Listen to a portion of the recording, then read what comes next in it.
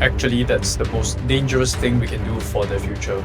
We are effectively dismantling their behavioural immune system. If a student hasn't felt the weight of a bad financial decision by the age of 15, we aren't educating them, we're simply supervising them. Welcome to the Leaven Academy podcast. We are here to help you build future ready youths with our experiential learning workshops. We often think that the safest way to teach a secondary school student about money is to protect them from making a mistake with it. We want the environment to be controlled. We want the worksheets to be correct. We want the simulations to be safe. Actually, that's the most dangerous thing we can do for their future. When we remove the sting of a bad decision in the classroom, we aren't protecting the student. We are sabotaging them.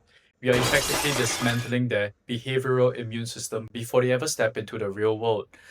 If a student hasn't felt the weight of a bad financial decision by the age of 15, we aren't educating them, we're simply supervising them. And there is a massive, expensive difference between the child who is financially mature and the child who is financially supervised. Today, we're going to talk about the consequence gap, the hidden reason why our most academically brilliant students are often the most behaviorally fragile when it comes to life readiness. I've sat in meeting rooms, staff rooms, classrooms across Singapore for years, and in that time, I've observed a recurring frustrating pattern. We see students in our secondary school who can define terms perfectly on a mid-year examination. They can calculate the percentage of a discount in seconds. They could even score 100% on some financial literacy quiz that is given to them. Yet, that same student goes out to the canteen or the mall on Friday, spend their entire allowance on probably digital skin games or impulsive purchases they don't even need. Why? Because the money didn't feel real. I personally see teenagers eat at middle class restaurants that I go to, dressed in their school uniform after school. And I do wonder, where do they get their money from? Knowledge is not the problem. We are a nation of great students. Literacy is not the gap. The gap is maturity. In our current educational landscape, we have prioritized information mastery. We taught them the math of money, but we haven't taught them the judgment of money. And judgment is a muscle that only grows when it encounters resistance. Now, before we go deeper into how we can close this gap, I want to ask for your support. If you are an educator, a school leader, or a parent who believes that education must go beyond the exam paper, please consider subscribing to this channel and hitting the like button. My goal is to reach more educators across Singapore. With these frameworks and your engagement helps the algorithm put us out in front of the people who can truly impact our student outcomes. If you have a thought on this, do drop a comment below. I do read all of them. To solve this consequence gap, we have to change the way we design our learning experiences. At Leaven Academy, we use a framework called the Leaven Learning Cycle. This cycle has 5 stages: experience, reflection, insight, behavior, and finally, consequence. If you look at most financial literacy programs in the schools today, they start at insight. We give them the lesson first. We tell them, here's your budget. This is why we should save. But the lesson without a lived experience is just pure theory. In the Leaven Academy model, we begin with experience. We put the student in a scenario where they have to make a choice. Then we facilitate that reflection. We ask them, why did they choose that? Only then do you arrive at insight. And here is the consequence gap where it happens. In many school settings, we're so afraid of a student feeling bad or a parent calling to complain that we cut out the consequence stage. I remember back when I was in school, parents would sometimes drop off their kid's wallet or their homework because their child left it at home. These parents were, in essence, saving the child from the sting of their actions. When the consequence is removed, you break the cycle. You prevent the behavior from actually changing. You're essentially giving them a map of a forest they can't walk in. This is exactly why I've developed a more comprehensive roadmap for schools and parents. If you want to see how the cycle fits into a larger strategy for student development, I want you to download my guide, Beyond Academics, the Future Ready Student Framework.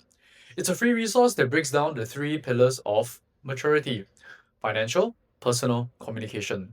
It's designed specifically for those of you who want to move your students from being informed to being formed. You can find the link in the description below or in the pinned comment. Now let's get practical. If you are an HOD or a school leader, You don't need a new curriculum to start this. You just need to stop fixing one specific type of mistake. I call this the accept your consequence challenge. Mind you, I didn't use the word punishment because it isn't one. Rather, if you forget something, just live with the consequences. It's that simple. If a student forgets something, they themselves bear the consequences of that decision. Homework not done, use your own time to complete it. Relaxation time. No money for recess, go hungry, or go and borrow money from someone whom you trust and make sure it's returned. No teachers get involved, please.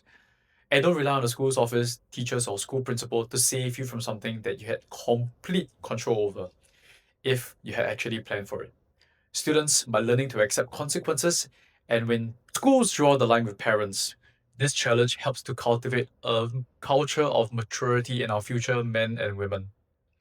Allowing this thing to happen is very important because the human brain does not learn discipline through definitions, it learns it through the loss of an opportunity. So think about how we learn almost any other vital skill. How do you learn to ride a bike? You fall. The sting of the scraped knee tells you, gotta balance, gotta try something out. But in financial education, we try to teach bike riding by having the student watch a PowerPoint presentation about gravity. When a student makes a bad decision with money, we immediately fix it for them. Their brain registers, hey, there's no loss. Therefore, there was no mistake. And when there's no mistake, there is no reason to change the behavior. In our workshops, we see this transition. In our workshops, we see this transition happen in real time. When a student realizes their experience has led to a consequence that they actually care about, like not being able to join with their social activity because the budget wasn't factored in, then it's going to happen.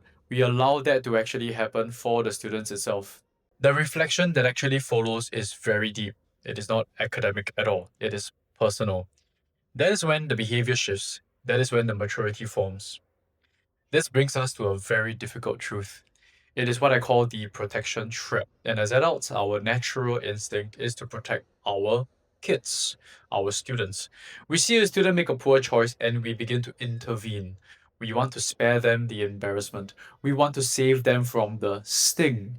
But in secondary school, overprotection is a form of educational sabotage. Let me share with you a story from a school that I worked with. There was a student leader, really capable one. He was an A student who was given a $200 budget for a class event. He spent $180 off that budget on a customized t-shirt because he wanted the image of leadership to be perfect. He was only left with 20 bucks for 40 people spent on food and water. The natural instinct of the teacher was to step in, to use some sort of funds and to save the event because that teacher doesn't want the students to go hungry. Yet we stop it. The teacher allowed the $20 limit to remain where it is. The student leader had to stand in front of his peers and own up to that particular decision and explain why they were eating biscuits and plain water rather than proper food. That student felt the sting of his priorities being misplaced. He felt the weight of his responsibility and choices. If the teacher had saved him, it would have taught him that bad decisions have no consequence and you will always have someone to bail you out. But when that teacher didn't, it taught him stewardship. We often talk about resilience as a buzzword, but resilience isn't something you teach, it is something you build through exposure. Just like a biological immune system needs exposure to a small amount of bacteria to learn how to fight, a student's behavioral immune system needs exposure to a small amount of failure. Yes, failure. When we create these controlled environments of failure, we are giving students a chance to practice being responsible before the stakes start getting bigger and more permanent. This is the core of the money maturity. It isn't about being perfect, it's about being able to look at a situation, recognize the potential consequence, and say, I felt this thing before, and I'm going to choose differently this time around. This is what it means to be future ready. Not just learning how to calculate interest, but having that person stay disciplined when the world is trying to remain impulsive. Maturity is not the absence of mistakes, it is the presence of better judgment gained from those mistakes. We have to choose the consequence gap. We have to move our students from supervised literacy to independent stewardship. If we continue to protect them from the small stings of today, we are leaving them defenseless against the deep wounds of tomorrow. So, how do we move forward? If you're a school leader, head of a department, I want to challenge you with these 3 steps for this week. Step 1, identify the safety net. Audit your current programs. What are you currently saving the students from? The natural consequences of the choices. Find one area and pull back the net, whether it's your budget for your CCA or maybe your meal card top ups or maybe even the money in the office. Number 2, introduce real friction. Use the Leaven learning cycle in your next leadership briefing. Don't start with an answer, start with an experience that has a real outcome. Let the students navigate it. Step 3, audit the sting. Ensure every single lesson ends up with a decision. When there's no decision, there's no possible consequence. I want to thank you for joining me in this podcast today.